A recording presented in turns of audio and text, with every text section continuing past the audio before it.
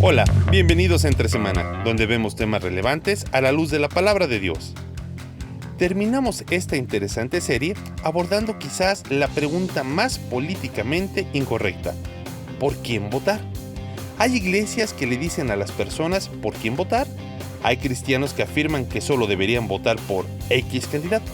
Hay quienes piensan que un cristiano nunca debería decir por quién votar. ¿Cómo votar de manera responsable y coherente? ¿Qué lugar tiene el voto blanco y nulo? Abordemos estas y otras preguntas junto a Alex y a Marcelo, aquí en Entre Semana.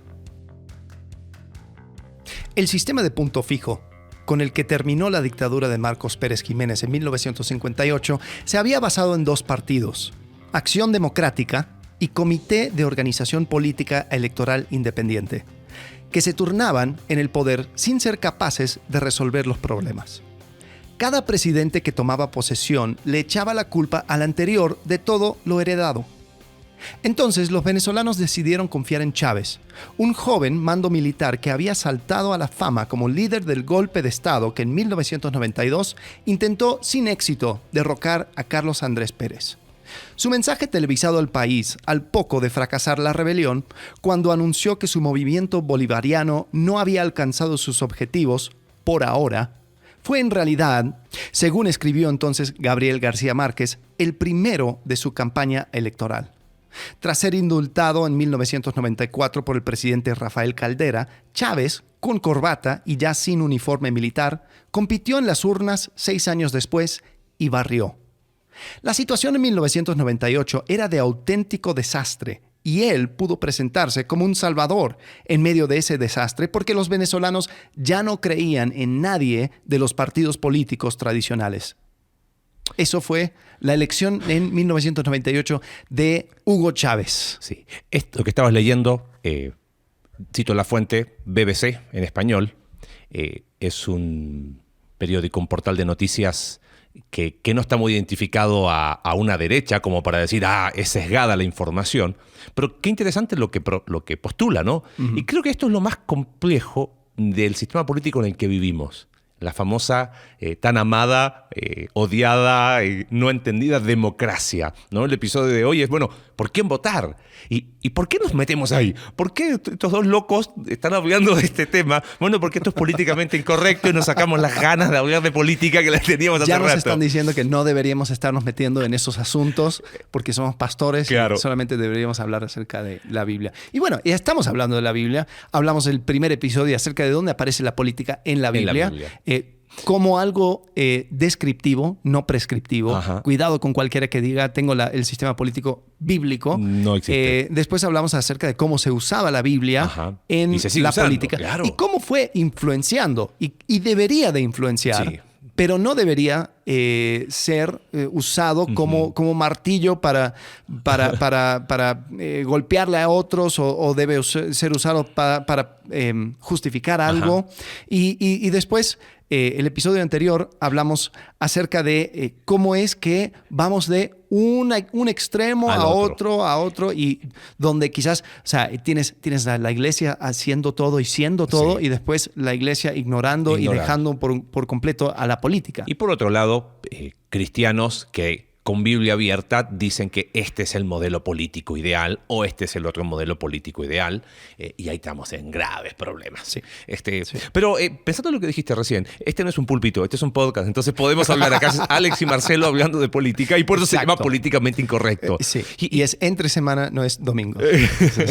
Y pensamos que es algo necesario porque, al menos cuento una experiencia y vuelvo después a lo de Chávez.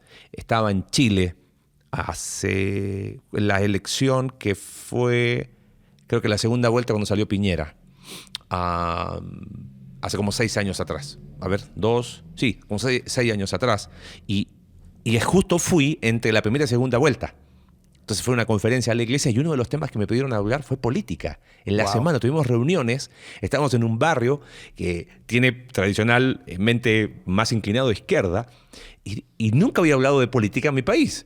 Dije, bueno, ya que estamos, si saben cómo me pongo, ¿para qué me invitan? ¿No? Y claro, por todas las dinámicas de la dictadura militar y el gobierno, la dictadura de izquierda también de Allende, por más que me digan que fue democrático, se terminó transformando en un dictador, como ahí, Chávez. Nos puedes seguir en Entre Semana CB en Twitter, puedes ahí mandar. Por favor, atención, Marcelo. Bueno, y era como que cuando se habla de política es como o eres pro Pinochet o anti Pinochet, o bueno, pero tú eres sí, pero mira lo que hizo Allende, o el otro, pero mira lo que hizo Pinochet. Y fue interesante hablando. El otro lado robó más. Claro, el otros mataron más. Pero fue interesante hablando. Había en la audiencia en la iglesia una hermana que había sido dirigente del colegio de profesores, del sindicato de profesores, bien zurda. Y había un hermano que había sido carabinero jubilado. Oh, wow. Estaban ahí.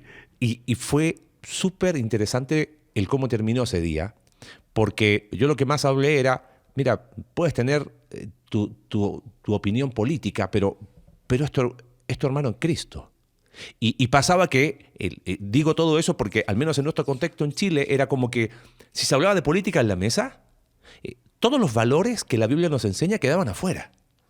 Oye, pero aquí no, aquí estamos hablando de política y punto. Sí. Y era como que, oye, pero, o sea, insultos, familias divididas, tensión, porque era como que no, Biblia y política, no, aquí no, está totalmente separados y es como que cambiaban el chip, se ponían en modo político y era ¿cómo tú como cristiano vas a justificar esto? ¿Cómo tú como cristiano vas a justificar de cualquier color que sea, ¿no?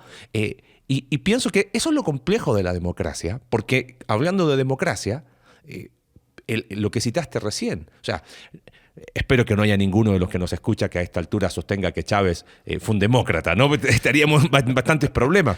Pero lo interesante es que llegó por la vía democrática. Uh-huh. Sí. O sea, fue un voto castigo.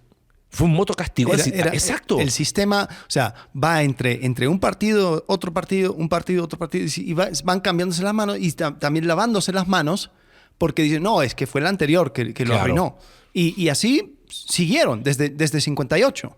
Entonces llega Hugo Chávez y dice, afuera con todo. Y mira, si ya todos nos han robado, bueno, por último que si nos vas a desilusionar que sea uno nuevo, no los mismos de siempre. Sí, claro. Y arrasó en las urnas por medio de la democracia. Sí. Ahora, algo interesante, que justo antes de grabar nos dimos cuenta al hacer un poco de investigación. No solemos investigar, pero me metí en la página de Wikipedia porque había escuchado de que el gran fracaso de Hugo Chávez, y quizás algún venezolano nos podría educar en cuanto a esto, es lo que encontré en internet. Había escuchado antes de que el gran fracaso era que la gente votó en blanco. Y a causa del voto en blanco, ganó Chávez. Pero al ver los resultados... No fue tan así. No fue tan así. O sea, Chávez ganó con 56% de votos legítimos. Era solamente el 6% que votó en blanco o voto anulado. Sí, quizá lo que a lo mejor es, bueno, si ese 6 hubiese votado por el otro, quizás hubiese habido, no sé. Y sinceramente no me acuerdo dónde había escuchado ese dato de que no, fue el voto en blanco que arruinó el país. Pero yo creo que más peligroso que eso fue el voto castigo. El voto de decir, afuera con todos. Ahora, hay un voto castigo que está sucediendo ahorita, que acaba de vivir los argentinos. Sí. Lo de Javier Milei fue un voto castigo. Fue un voto donde dices, ya basta con el peronismo de 70 años, 100 años, y ya vamos a intentar algo diferente. Ahora, la única diferencia es que ese voto castigo pues sí va alineado con mi ideología. Entonces, pero, eso sí lo quiero. Pero hablando de política objetiva, por supuesto que hay mucho de voto castigo ahí. Hay gente que... quizás hay un porcentaje que sí adhiere a las ideas políticas, económicas del liberalismo que postula Milei desde el punto de vista político, pero hay un montón de gente que dijo, ¿sabes qué? Voy a votar por este tipo con tal de no votar por los mismos de siempre. Exacto. Y eso es un fenómeno muy, muy común en América Latina. Más común de lo que uno cree. Brasil, en algún momento también, muchos dicen que mucho del bolsonarismo fue una desilusión por todo lo que los casos de corrupción que estuvieron con Lula y con Dilma, creo que fue la que siguió a Lula. Sí. Y es como que salió un tipo totalmente fuera del espectro político y dijeron, listo, este tipo tiene... y ojo, fue por vía democrática. Dimos el ejemplo de Chávez porque creo que ahí ninguno estaría de acuerdo en que él se mantuvo. Llegó por la democracia, pero no fue un demócrata. Pero eso nos lleva a la pregunta del episodio de hoy. El tema de votar es complejo. O sea, es como que... ¿Cómo te lo digo? Hablábamos antes de grabar. En Chile, claro, por 17 años de Pinochet no hubo elecciones, excepto una del 80, que fue la Constitución. Y si querían, la Constitución, y a los 8 años iba a haber elecciones. Ajá. Y las elecciones del 88, hay una película inclusive, era sí o no. Si seguía 8 años más o no seguía 8 años más. Entonces imagínate, después de cuántos años, del 73 al 88, está la oportunidad de elegir. Y la gente dijo que no. El 56% dijo que no, el 44% quería que siguiera. O sea, eso te da para un análisis político, que no es el momento ahora. Pero, ¿qué pasó? La gente dijo, bueno, vamos a votar, pero no había votado por casi 20 años. Entonces, ¿qué hicieron? A diferencia de México, tú tienes que inscribirte en el padrón electoral. ¿Viste? Entonces, los que tenían 18 años, si querían, se podían inscribir y el voto iba a ser obligatorio. Entonces, claro, todos ilusionados se inscribieron, las más altas votaciones, primer presidente Patricio Aylwin, después viene Frei, y después empieza a haber cierto desencanto, después de 3 gobiernos de centro-izquierda, y se dan cuenta que no aumenta, o sea, aumentó la población, pero seguía siendo el mismo padrón electoral. No se querían inscribir. Era como que me da lo mismo que sale. Y como que yo siento que a veces, después cambió, pero siento que a veces en los cristianos hay cierta actitud de, ¿sabes qué? Hay que votar. Y le preguntan casi al amigo, oye, ¿y tú por qué vas a votar? Sí, de verdad, da lo mismo que en total. Y es como que hay un desinterés, menosprecio al ejercicio, a la responsabilidad cívica de votar. Sí. Y creo que ahí hay quizás un primer foco de conversación que hace que un cristiano le dé exactamente lo mismo. No, claro. Ayer estaba escuchando a un podcast y decía acerca de la elección de Estados Unidos. El tipo dice, yo casi quiero que gane Joe Biden porque la comedia va a estar fenomenal. 4 años más de comedia. Y sí, o sea, ese nivel de desinterés donde dices, no, los memes van a estar fenomenal. Bueno, va a ser fuego. Hablando de Estados Unidos, ¿no sientes que cuando salió Trump algo de eso había? A ver, ¿que de voto castigo? Y de voto, ¿cómo decirlo? A ver, ¿y si votamos por este payaso? Sí. A ver qué onda. Sí, va a ser divertido esto. Algo interesante es de que los de izquierda, los demócratas, tenían una estrategia. Un montón de correos electrónicos salieron a la luz y empezaron a ver de que cuando estaban todavía en las primarias, donde no habían escogido cada partido su candidato, los demócratas trataron de empujar a los republicanos a escoger a Trump, porque dijeron, lo llamaron ¿existe en español el Pied Piper? El flautista, es una historia. Sí, el flautista de Hamelin. Sí. El que dirige va todos tocando, los niños. Sí. ¿Qué termina? Los mata ahora. No me acuerdo cómo era la historia. El cuento de niño bien terrorífico era. Pero el flautista de Hamelin, sí, el encantador de... Bueno, lo llamaron como... Eso era la estrategia. Ajá. Era decir, vamos a dirigir a todos a este loco, porque ese loco es tan loco que nosotros lo podemos vencer. Claro. El problema es que, como dicen aquí en México, no contaron con su astucia. Y terminó ganando Donald Trump. Pero sí, definitivamente, Trump representa un voto castigo al sistema. En Argentina habla de la casta. Claro. La frase célebre de Trump era drenen ¿cómo es el swamp? No es un río, no es un valle, es un pantano. Un pantano. Que drenen el pantano. Ajá. Y o sea, era como que eliminemos la casta. Sí. Bueno, después pasaron 4 años y no pasó mucho, pero está de vuelta. Entonces vamos a tener un reencuentro. Los mismos candidatos de la elección pasada. Entonces, a mí se me hace bien raro. O sea, si es un voto castigo, si voten para Trump, sí va a ser un voto bien extraño, porque hubo desilusión en los 4 años anteriores y las anteriores. O sea, entonces, ¿qué estamos haciendo aquí? Y creo que el punto que quizás quisiéramos poner pensando en responder la pregunta por quién votar es que no da lo mismo por quién votar. Sí. Ese quizás sería una premisa. Y lo que termina sucediendo es que, y mencioné esto de la izquierda usando a Trump, como para mostrar de que muchas veces el pueblo es un arma más. O sea, porque el pueblo es quien toma la decisión al final, entre comillas, pero pueden ser manipulados. O sea, todo puede ser manejado. Hace un par de semanas me tocó predicar acerca del pueblo escogiendo a Jesús Barrabás sobre Jesús de Nazaret. Y cómo es que o sea, Mateo dice explícitamente, ellos fueron manipulados. Ellos, claro. O sea, y ellos dijeron, su sangre sea sobre nosotros y sobre nuestros hijos. Entonces, ahora, claro, fíjate, ¿quién lleva la consecuencia? Todos se lavaron las manos. Todos se lavaron las manos. Entonces, el famoso Vox Populi, Vox Dei, no aplica. O sea, porque hay algo... Peligro. El pueblo habló. O sea, sí. A ver, hay una cuestión. Nosotros vivimos en un sistema político donde las autoridades... Y quizás acá tenemos que hacer un vínculo al episodio que hicimos de la toma de decisiones, que en el primer episodio, no recuerdo cuál era el número, la teología de las decisiones. Porque es como, bueno, si el cielo gobierna, da lo mismo por quien vote. Ajá, sí. Esa es una distorsión. Correcto.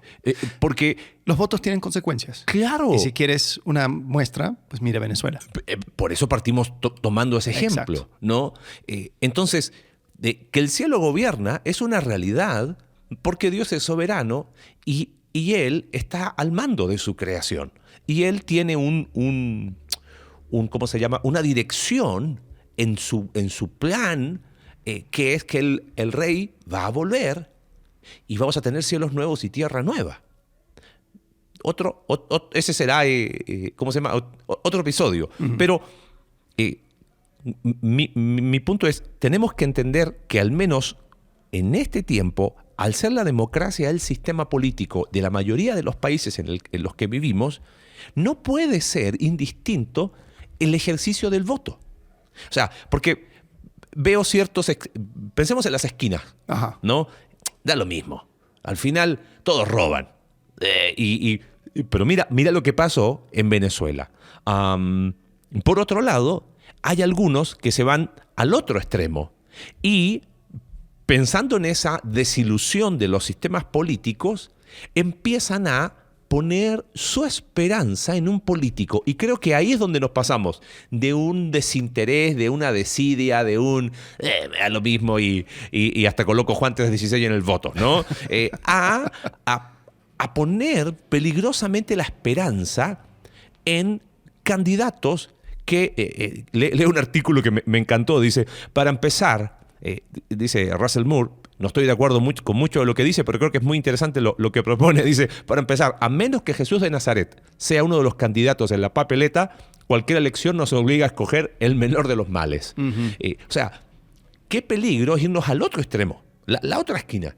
Ok, no, pero es que este tipo, él nos va a solucionar, él nos va a cuidar, él va a velar por nuestras necesidades, él se va a preocupar. Él va a pelear nuestras batallas. O sea, me suena mucho a 1 Samuel capítulo 8, capítulo 9. Sí. O sea, ¿qué pasó? Que no sí. Aprendimos. Sí. ¿Viste? Y claro, además, creo que no solamente es un fenómeno de América Latina. No. Quizás en América Latina se exacerba un poquito más el caudillismo, donde un tipo que tenga una retórica media mesiánica uh-huh. y esa figura de hombre fuerte, listo, ahí está, toda nuestra esperanza está ahí. Y ahí creo que hay otro problema. O sea, estás colocando la esperanza en las cosas que Dios sabes que va a proveer. Tu cuidado, tu provisión, tu seguridad, tu paz, en un hombre. Y ahí hay un problema. Entonces, si esos son los dos extremos, ¿cómo votamos? Sí, porque si trataste de llegar al punto donde respondemos la pregunta, todo ese preámbulo, es simplemente para establecer el hecho de que, mira, las elecciones tienen consecuencias y nosotros tenemos que lidiar con la complejidad de esto, sí. ¿no? Winston Churchill dijo, la democracia es el peor sistema de gobierno a excepción de todos los demás que se han inventado. Traté de citarlo hace otro episodio, pero no lo tenía a la mano. Pero creo que es cierto. Y la verdad es que la mayoría de nosotros vivimos en un tipo de sistema medio que democrático, ¿no? ¿Y qué hacemos al momento de votar?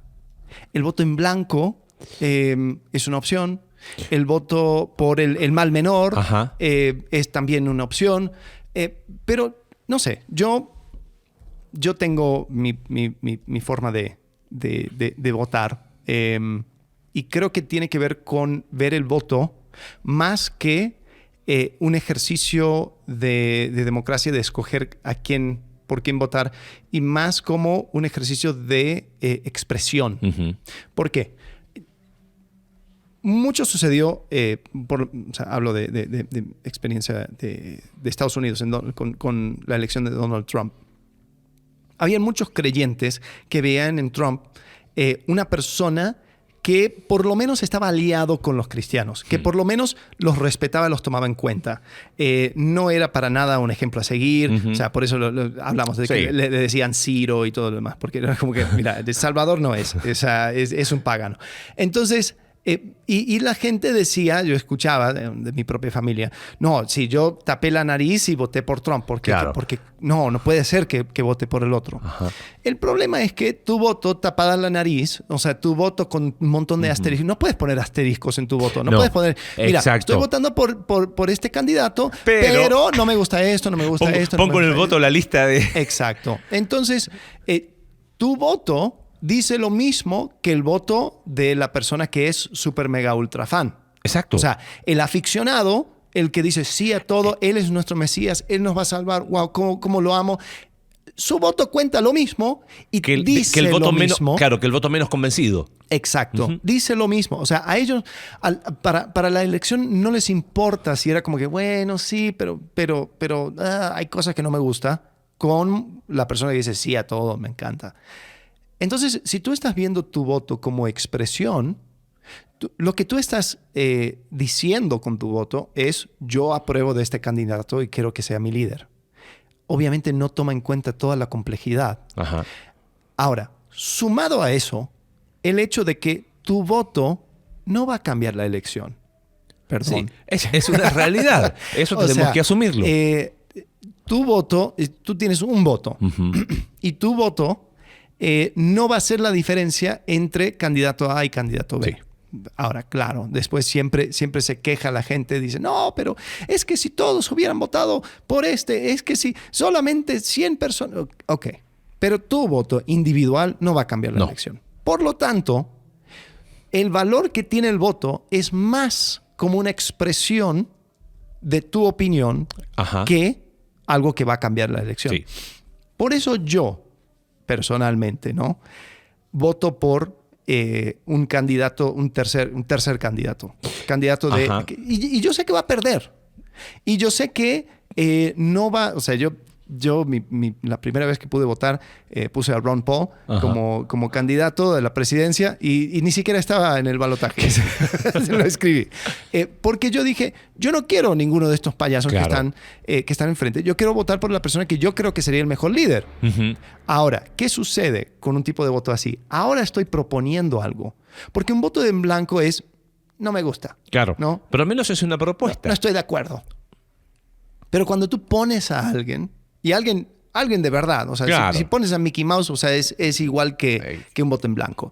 Pero si pones a alguien, entonces ahora estás diciendo algo. Estás expresando. Estás expresando. Y después, incluso, por ejemplo, en Estados Unidos, me imagino que hay otros... en otros países hay leyes similares.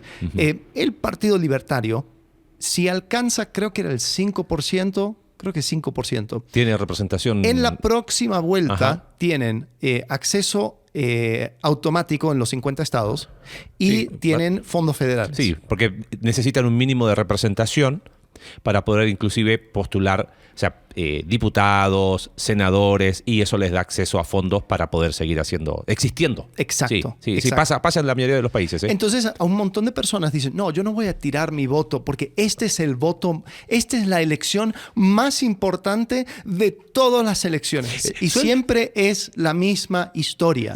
¿Por qué usan tanto? Esta es la más... Pero es coacción para elegir. Ahora, es interesante, un hombre que vive en Estados Unidos dice que él, hablando de las convicciones morales, se vio enfrentado a algo que tú decías, ¿no? Un candidato, por ejemplo, que era pro vida, pero era provocador en asuntos raciales, con otro que era pro aborto. Ajá. Entonces, ¿cuál elijo? ¿El pro aborto o el pro racismo? Entonces dice, no podía en buena conciencia poner mi nombre bajo cualquiera de los dos candidatos. Voté por un candidato, por otro líder, o por un candidato de un partido menor. Pero fue la forma de decir, mira, no estoy con estos, pero al menos estoy con este que no apoya ninguna de las dos causas. Y curiosamente, yo creo que un voto a tercero tiene más poder. Porque ¿qué va a suceder la próxima vuelta? O sea, en esta elección no va a haber diferencia. Pero en la próxima vuelta, ¿qué va a suceder? Los candidatos de los partidos principales van a mirar y decir, oye, ¿y cómo puedo alcanzar el otro 5%? ¿Qué tengo que ajustar de mi posición para que sea atractivo a ese 5% que estaban tan hartos que votaron por un tercer candidato? Pues, ok, voy a ajustar esto, voy a ajustar lo otro, voy a ajustar aquello. Y empiezan a parecerse más a ese tercer candidato. Ahora, quizás nunca gane ese candidato del partido menor, pero tiene una influencia muy fuerte. Sí. Porque como tú ya expresaste de que yo no estoy de acuerdo con las propuestas de estos dos partidos, voy en esta dirección, ellos van a querer ya, o sea, como que agarrar esos votos. Entonces se van a empezar a parecer a ese partido. Exacto, y empieza a poner los valores por los cuales tú estás de acuerdo. Exacto. Hace 6 años atrás, compartimos una predicación en la iglesia que se llamó Política, Religión y Fútbol. No teníamos el podcast en ese tiempo, pero la vuelvo a ver, la saqué del baúl de los recuerdos y leo y digo, lo volvería a decir. Pensando en por quién votar, el primer elemento es vaya a votar. O sea, este año que hay elecciones en varios países, vota. Si el próximo año en tu país o en un par de años más, ejerce el deber y el derecho ciudadano. Es un deber y es un derecho. Derecho en el sentido constitucionalmente lo tienes, pero antes de eso es el deber, porque es tu responsabilidad como ciudadano. O sea, no, pero es que no somos de este mundo. Entonces caemos en el extremo de no me importa y bueno, por eso el artículo que leímos al inicio. Y el otro, de poner la esperanza equivocada en un candidato que jamás va a llenar las expectativas, jamás va a suplir las necesidades que solo el buen rey que estamos esperando lo va a hacer. Pero eso no exime que vaya a votar, número 1. Número 2, es necesario hacerlo informado. Creo que eso es algo que me gustaría rascar un poquito ahí. No nos informamos como deberíamos o nos mal informamos. Hablábamos la otra vez en un tema ahí con mi hijo y decíamos, escuchábamos hablar a alguien y decíamos, es evidente que ese tipo saca información de acá por las conclusiones que dice. Sí. Y el otro, o sea, era interesante ver quién eran las ideas que estaban detrás. Y pasan los periódicos, pasan los portales de noticias, pasan en ¿cómo se llaman? En X, en Twitter, pasan donde sea que vayas a buscar información.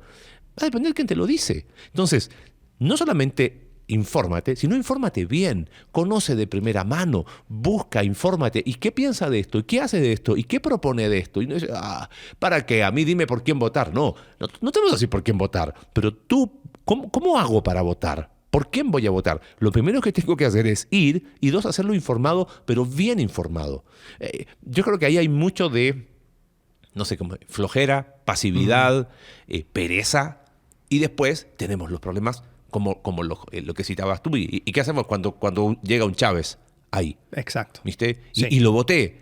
Es que... Pero era para castigar al otro. No.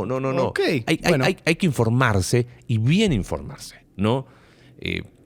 Y un elemento que pusimos esa vez, no sé si estás de acuerdo con el Alex de hace 6 años, dijimos, hágalo con la Biblia abierta. Ahora, está bueno porque hablaría con Alex y Marcelo de hace 6 años. ¿A qué te refieres con la Biblia abierta? Claro, pensando en los mismos episodios de alguna manera responden, ¿no? Uh-huh. En la Biblia se habla de elementos de organización, así definimos política, ¿no? Pero eso no significa que voy a buscar cuál sería la mejor manera en la Biblia. Pero ahí entra el tema de valores. ¿Cómo ves tú el tema de qué tanto debería pesar los valores? O sea, pienso a veces se ha tirado esto. Hay que votar por el candidato pro familia. Antiaborto,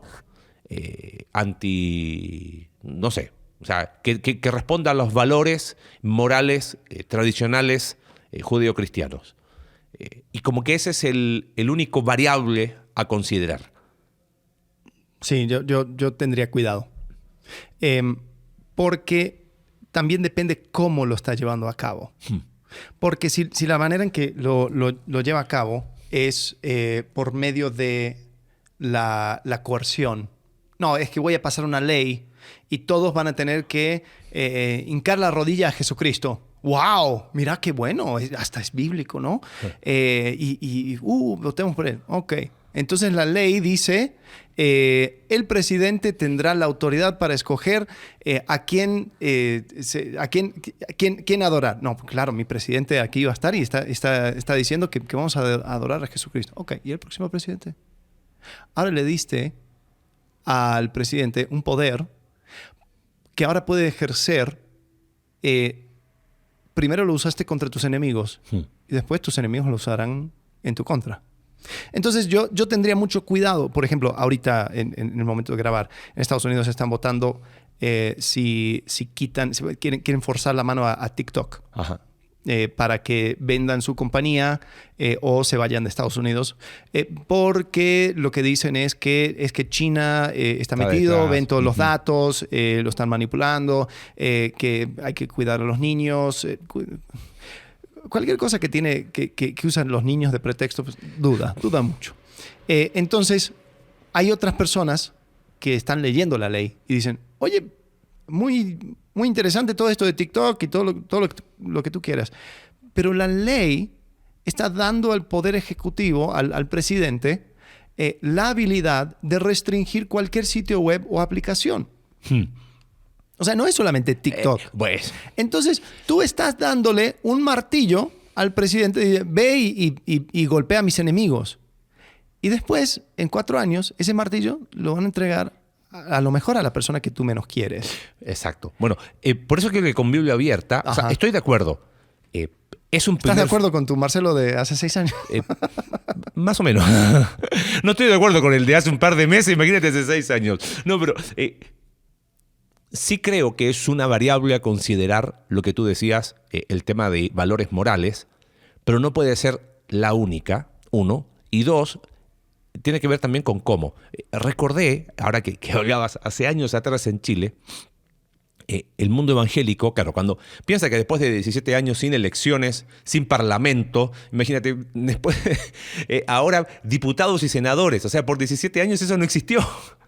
Entonces empieza a tomar fuerza el mundo evangélico y surge una ley que se llamaba la ley de culto.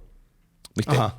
Y lo interesante era como que, no, porque los evangélicos tenemos los mismos derechos, exigimos los mismos derechos. El tema es que, como era la ley de culto, no era pro evangélicos, era pro cualquier culto. Hubo varios disidentes que dijeron, oye, pero esto nos va a dar los mismos derechos que los católicos, ¿okay? Porque era demasiada la diferencia, pero también a este. Claro. Y enseguecidos dijeron que no. Es más, dijeron, necesitamos un feriado. En Chile hay un feriado nacional de las iglesias cristianas evangélicas, 31 de octubre. ¿Por qué? Porque teníamos que tener... el día de la Reforma. Claro, que teníamos que tener un día de la... Pero el tema es que eso ha dado lugar para un montón de proliferación de otras cosas. Uh-huh. Y hay algo que quizás va más profundo ahí. A mí me hace mucho ruido cuando queremos poner en el Estado responsabilidades que son, primero, algunas cosas, más que responsabilidades, algunas cosas que Dios nos da, y otras que son responsabilidades personales. Ajá. Yo creo que hay un peligro en el Dios Estado que controla, que regula, que te dice lo que está bien, qué dice lo que está mal, qué dice lo que podemos hacer, lo que no podemos hacer, y donde empieza a meterse en áreas que son, primero, responsabilidad personal, o dos, ponemos nuestra seguridad, nuestra paz, nuestra, ¿qué sería? Seguridad, paz, nuestra tranquilidad en el Estado, cuando son cosas que Dios nos da. Y empieza a darse, por eso hablaba hace un par de episodios atrás, que más allá del color político, siempre voy a estar de acuerdo en un Estado pequeño, porque creo que hoy por hoy vivimos en tiempos donde el Estado es uno de los más fáciles reemplazantes de Dios. El Estado me da, el Estado me cuida, el Estado me protege, el Estado me deposita, el Estado. Y es súper fácil. Y aún con los temas morales. O sea, claro, porque el Estado uno dice, decide... No, porque pro familia. Y la pregunta es, ¿y en qué momento se volvió la sociedad antifamilia? ¿Qué sucedió? La iglesia no hizo lo que tenía que hacer. La iglesia no fue discipulando y enseñando a su gente. Y con eso se fue corrompiendo la sociedad. La pregunta es, ¿el gobierno es un reflejo de la sociedad o es quien impulsa la sociedad? Yo creo que es un reflejo de la sociedad. Entonces, la solución no va a venir del gobierno. La solución no viene con espada. La solución viene es a través de la cruz. Y es que la iglesia sea aquel lugar que se vive bajo principio del reino. De que gobiernos van a querer coaccionar eso y decirle, no te preocupes, nosotros lo hacemos. Eso es el comienzo de los problemas. Entonces, ahí sí, o sea, me da más miedo el candidato pro familia que el antifamilia, porque el pro familia está diciendo, iglesia, yo quiero tomar esta responsabilidad. Suena muy convincentes, pero... Entonces, es preocupante. Ahora, entonces, ¿a dónde voy con esto? Si el candidato dice, soy pro familia y lo que voy a hacer es que voy a quitar de en medio la intervención del Estado sobre asuntos de tu familia, bueno, eso sí, excelente. Dos pulgares arriba. Claro. Porque lo que estás haciendo, estás quitando el poder del Ejecutivo y aunque a mí me encantaría que este candidato fuera el dictador por 4 años, 6 años o como sea, porque es mi favorito, tengo que tener mucho cuidado. Porque cuando el trono se vacía, ¿quién sabe quién lo va a ocupar? Tengo una frase que quiero leer acá. Dice, lo que ha permanecido a lo largo del tiempo y de la historia es la iglesia. No el rey, ni las monarquías, en nuestro contexto mexicano, ni el porfiriato, ni el PRI, ni nadie. Ella ha prevalecido porque la edifica Cristo.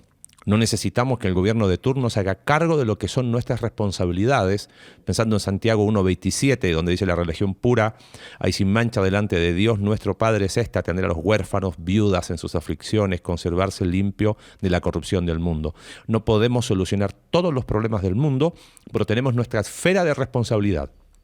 La comunidad puertas adentro y también la comunidad puertas afuera, ¿no? Lo dijimos nosotros. No, pero dije, a ver, la estaba leyendo, dije... ¿Esa es nuestra predicación? Sí. ¡Wow! Sonaba lindo, ¿no?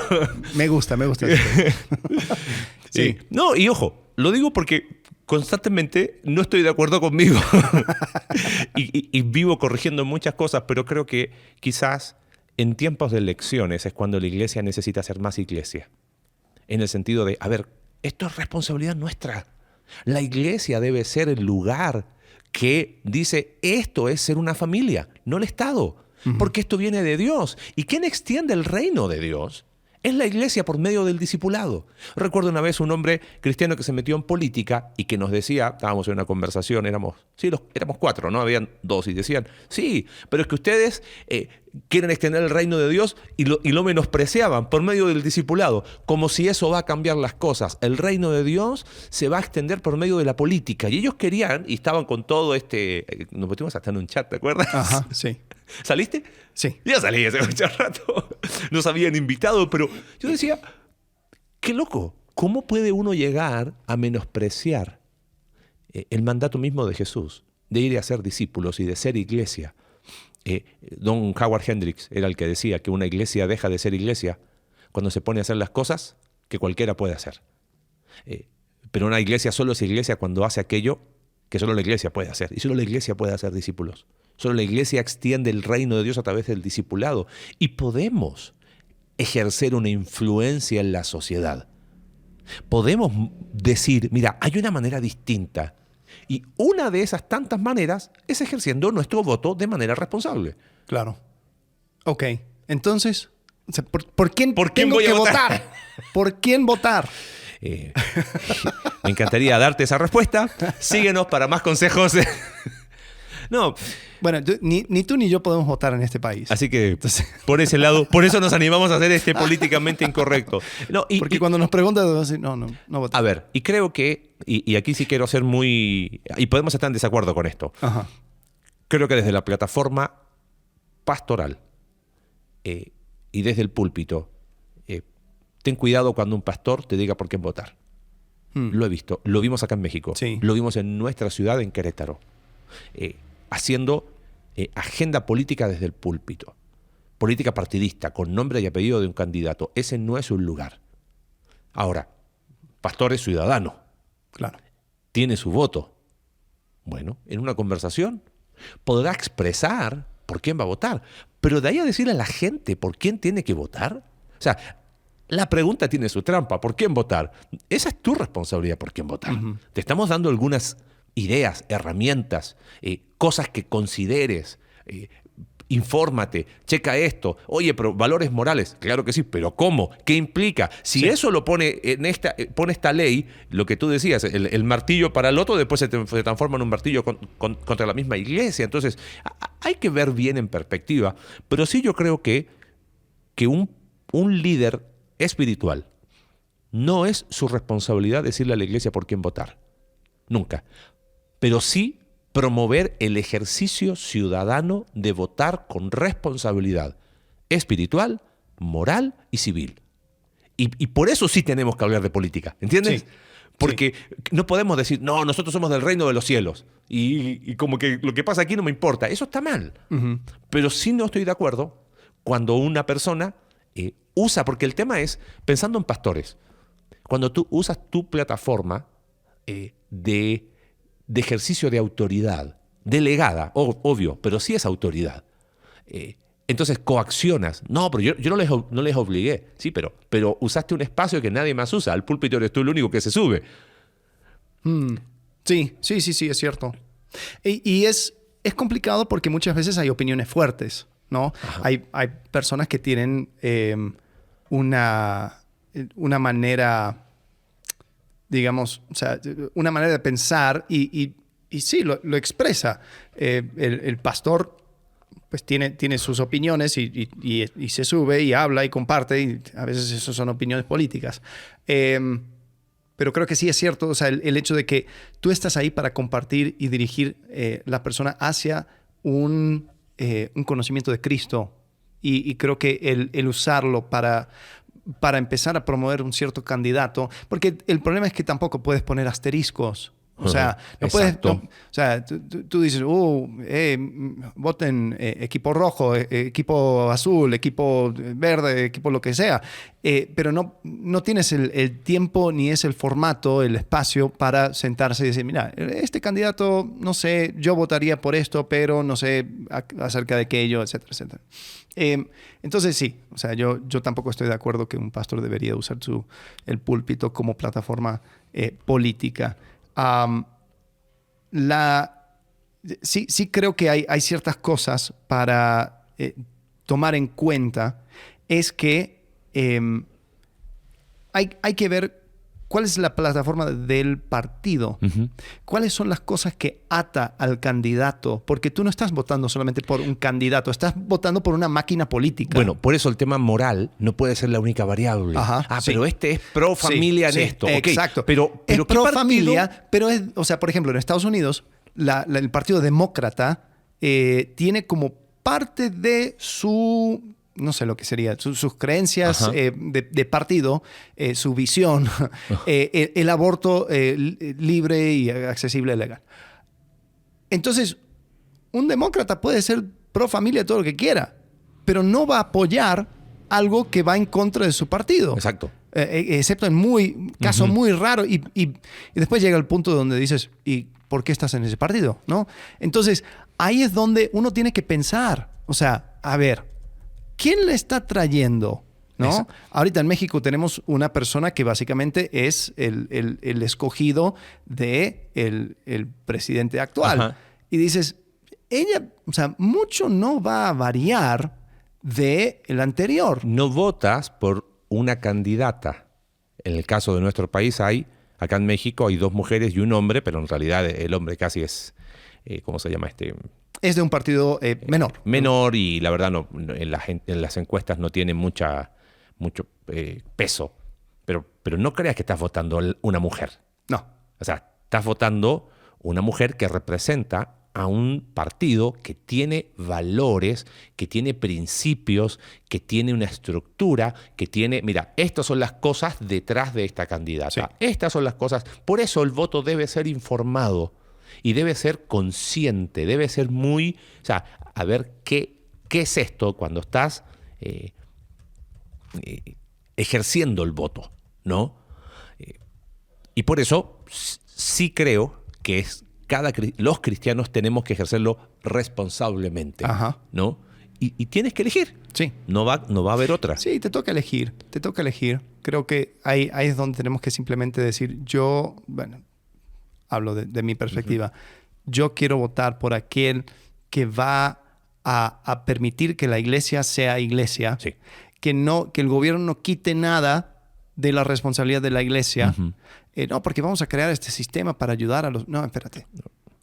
Eso, o sea, nunca se administra bien. Lo que tú mencionaste hace un par de episodios, lo dijo, creo que Milton Friedman, acerca de por qué el Estado es un mal administrador. Muy interesante. Porque él dice, piensa en una cuadrícula donde tienes el gasto de dinero y por quién estoy gastando el dinero. Si tú gastas tu dinero para ti mismo, vas a ser muy juicioso en tu manera de gastarlo. Si tú gastas tu dinero para otra persona, estás comprando un regalo o algo así, también vas a pensar cuál es el mejor regalo, qué es lo que puedo hacer para esta persona. Si tú gastas dinero de otros para ti, entonces vas a querer la mejor calidad. O sea, no, mi compañía me da la tarjeta y yo puedo usarlo para comprar un bife de chorizo o lo que sea. Y vas a buscar lo mejor, porque es para mí. Si tú gastas el dinero de otros para otros, no te va a importar nada en lo absoluto. Por eso el Estado es un mal administrador. Entonces, pero ¿qué sucede cuando la iglesia, o sea, y pienso por ejemplo, en este tema de caridad?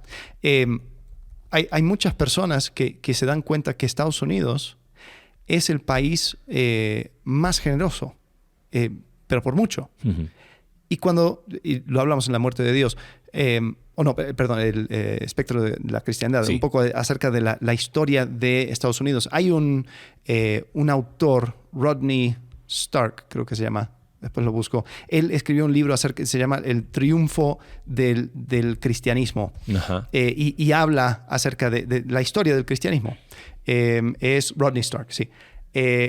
Y él dice, el triunfo que tuvo la iglesia en Estados Unidos era a causa de que no había ninguna iglesia sancionada por el gobierno, como en Alemania, o sea, los luteranos. No había una iglesia del Estado. Del Estado. Entonces había una cierta competencia y también el Estado no se metía en asuntos de la iglesia. Entonces ellos tuvieron que hacer el trabajo que a ellos les correspondía.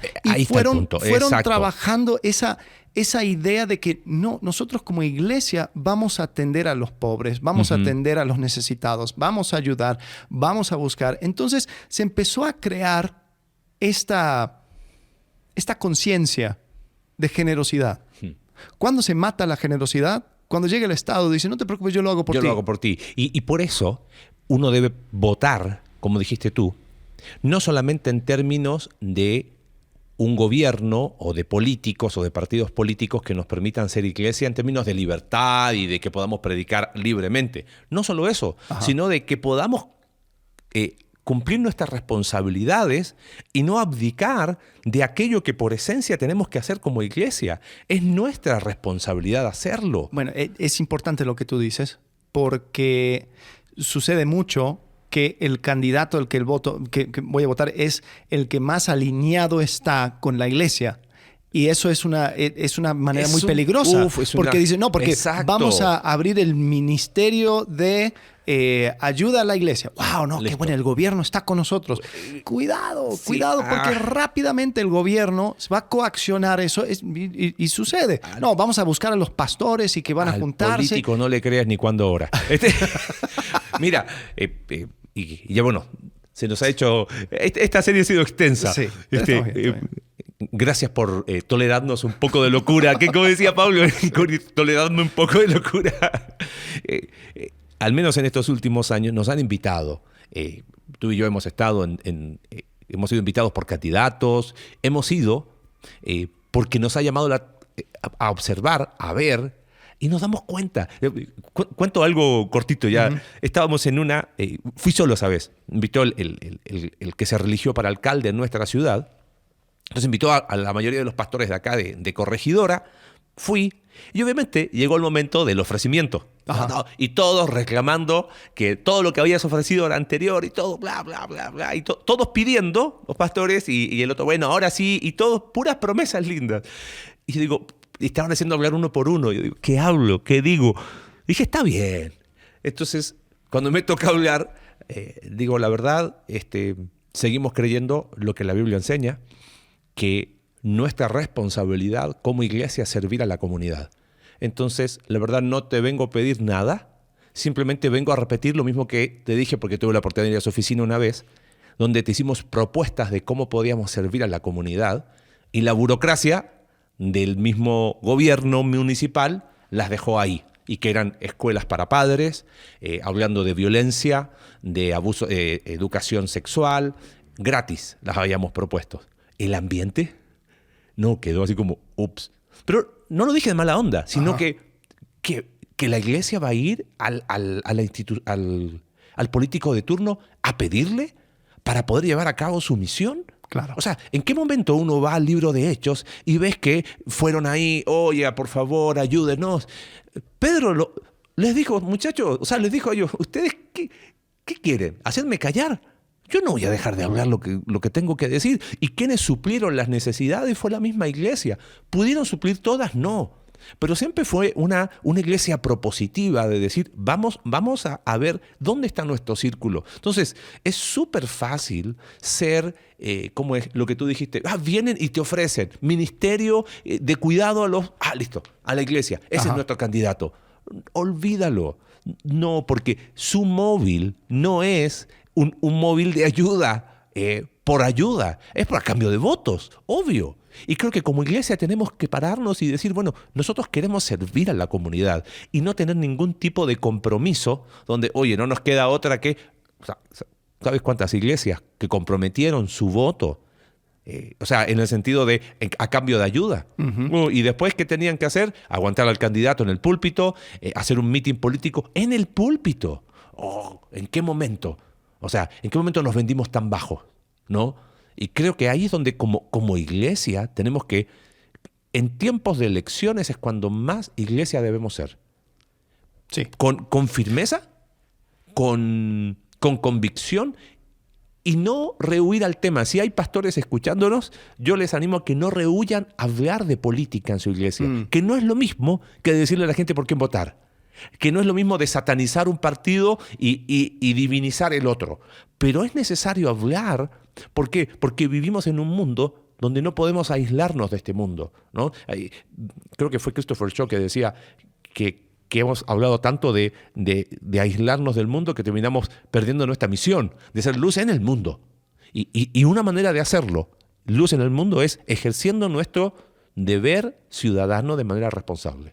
Y creo que nosotros no debemos menospreciar el trabajo que sí nos corresponde como iglesia. Porque si nosotros nos enfocamos a discipular, a ser personas que sepan vivir en este mundo bajo las reglas del reino, cuando esas personas después se lanzan a la política y quieren involucrarse en el gobierno, lo cual es perfecto, excelente, pero lo hacen no con la espada de Pedro, sino con la fuerza del cielo. Y lo hacen bajo el reglamento del reino de Dios. Y quizás no llegue muy lejos, pero dice, ¿sabes qué? Voy a correr una campaña íntegra. No voy a doblegar las rodillas ante el sistema y decir, Claro. bueno, es que hay que hacer esto porque no hay de otra. Y cuando llegamos a un monto crítico donde la gente empieza a ver y decir, oh, hay un montón de personas comprometidas con el reino de Dios y ellos quieren hacer las cosas bien y quieren ser honestos y quieren practicar, no jugar al mismo sistema, sino que ellos... Entonces ahí es donde realmente comienzan las revoluciones. Pero no sucede por un cambio de partido. Exacto. Comienza con un cambio de corazón. Y ese es el trabajo de la iglesia. Si realmente el gobierno es un reflejo de su sociedad y la sociedad es el reflejo de las instituciones y las iglesias no están haciendo ese trabajo dentro de la familia, en las personas, transformacional, para que ellos entiendan que hay otra manera de vivir. Ellos simplemente van a ser conformados a lo que está a su alrededor. Exacto. Y deja tú lo de candidato. En nuestra iglesia tenemos el privilegio de tener personas que trabajan y hacen política porque trabajan en el aparato del Estado. Y es interesante cuando nos han contado cómo por vivir bajo los valores aprendidos, por vivir esto de transformación, han sido medios discriminados, Sí. Han sido como, ¿y este por qué hace esto? ¿Y por qué ella se comporta de esa manera? Entonces, a lo mejor no tenemos candidatos hoy, pero hay personas, parte del andamiaje político, que están ahí adentro, parte de su trabajo, y porque están experimentando esa transformación que Dios hace a través del Espíritu Santo y de su iglesia haciendo discípulos, pueden ser luz en el lugar quizás donde más se necesita. Sí. Que otra forma de vivir es posible, no por un candidato, no por un partido, no por una plataforma política. Por eso lo que decíamos, quizás en este tiempo es cuando más iglesia tenemos que ser. Sí. Así que bueno, terminamos de hablar de ser políticamente incorrectos. Gracias por aguantarnos nuestras locuras. Todas las quejas, por favor, atención, Marcelo Jorquera, ahí en Twitter. Vota mi partido. Me lanzo a candidato. Nos vemos próxima semana. Empezamos serie nueva. Creo que el tema va a estar muy interesante. Sí. Porque necesario. Así que bueno, no lo vamos a anunciar. No. Lo dejamos ahí. Nos Hasta esperamos próxima semana. Hasta luego. Gracias. Gracias por acompañarnos en un capítulo más de Entre Semana. Recuerda que puedes seguirnos a través de nuestra página web icv.mx/entresemana y puedes enviarnos tus preguntas a entresemana@icv.mx y en Twitter @entresemanacv. Ayúdanos a difundir este contenido dejándonos tu valoración en tu aplicación de podcast favorita.